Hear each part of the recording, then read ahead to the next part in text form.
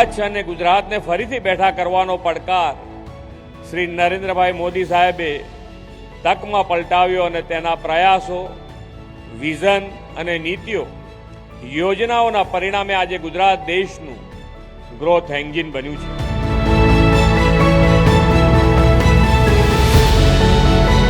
સ્વદેશીને સ્વાભિમાન બનાવવાની વાત છે અને સ્વદેશીને સ્વાભિમાન બનાવવું હોય, હું મારા જ દેશની વસ્તુ વાપરું છું. એ પ્રકારનો ભાવ આપણા દિલમાં પેદા થાય, એના માટે આપણે સૌએ કટિબદ્ધ થવાનું.